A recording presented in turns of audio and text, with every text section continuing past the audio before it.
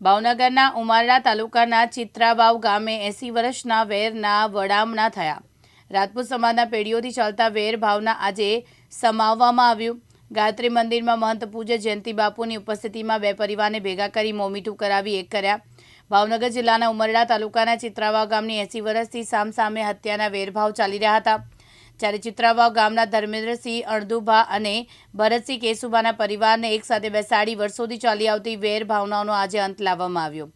વર્ષો પહેલાની ઘટનામાં બંને પરિવારના વ્યક્તિઓએ સામસામે હત્યા કરી હોવાથી એક જ ગામમાં રહેતા ક્ષત્રિય કુટુંબોના આંતરિક વેરભાવ થયા હતા।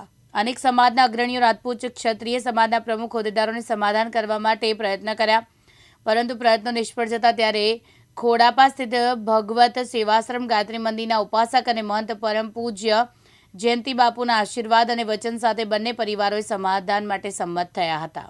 એમાં એવું હતું કે માતાજીની દયાથી ગાયત્રી માના આશીર્વાદ, પૂજ્ય જયંતિ બાપુના આશીર્વાદ, અમારા કુળદેવી ચામુંડામાં અને મોલીધર દાદાના આશીર્વાદથી ચિત્રાવ મુકામે એક વર્ષો પહેલા સમયનું કામ કરી ગયું અને 50-60 વર્ષ પહેલા એક અણબનાવ બનેલો અને સામા બે વ્યક્તિઓના મર્ડર થયેલા, બે પરિવારના એક વ્યક્તિઓ ગુમાવેલા અને ઘણા સમયથી પ્રયત્નો ચાલુ હતા અને ગામના આગેવાનો, આજુબાજુના ગામના આગેવાનો અને અમે બધાએ મહેનત કરી અને એમના સગાવાળાએ સૌએ પ્રયત્નો કરી અને આજે સૌ સાથે મળીને સુખદ સમાધાન કર્યું છે।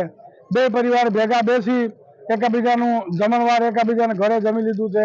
અહીંયા સમૂહ ભોજન પણ ધામ ધુમાડો બંધ સમાજના આગેવાનોને અને પૂજ્ય બાપુના જયંતિ બાપુના આશીર્વાદથી એકદમ ખૂબ સારી રીતે સુખદ સમાધાન થયું છે અને અમારી બધાની એવી ઈચ્છા છે કે આ વાતનો, સારી વાતનો બાજુના અમારા બધા ગામના ભાઈઓ અમલ કરે અને સમાજના દરેક ભાઈઓ અમલ કરી અને સારી રીતે નિભાવે અને જે ગામમાં આવા ભણ બનાવો હોય એમાં અમે બધા પ્રયત્નો કરી અને સુખ શાંતિથી બધા હળીમળી રહી શકીએ એવા અમારા પ્રયત્નો છે। સમાજને આથી સંદેશો આપું છું કે હંમેશા ભૂલવામાં, જતું કરવામાં જો ભગવાનની દયા હોય છે અને એમાં જ લાભ હોય છે।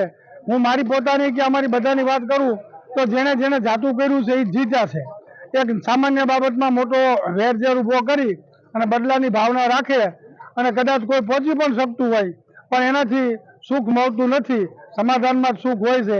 એટલે મારા સમાજના અને અન્ય સમાજને હું કહેવા માગું છું કે ગમે ત્યારે સમાધાનીકરણ વલણ અપનાવી અને બધા ભાઈચારાથી, લાગણીથી સૌ જીવીએ। આજે ચિત્રાવ ખાતે સમાધાનની આખી પ્રોસેસ થઈ છે અને વર્ષો જૂનું એક વેર હતું જે આજે સેમ્યું છે, શું કહેશો? હાજી, એ ફરતા ગામના બધા પ્રયાસ, અલમપર, રામણકા, વડોદ, ચિત્રાવાવ, પછે ગામ, તમામ ગામના ભાઈઓ ઈશ્વરિયા ગઢડા તાલુકામાં આવે છે।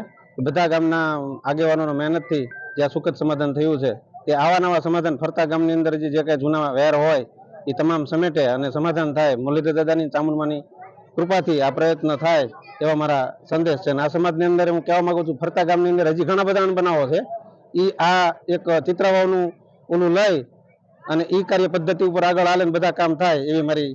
ખાસ કરીને હિન્દુ સમાજ માટે ક્ષત્રિય એક આદર્શ વ્યક્તિત્વ છે, ત્યારે આવું જે ખાસ કરીને વેરભાવ હોય એ કેટલું યોગ્ય, શું કહેશો?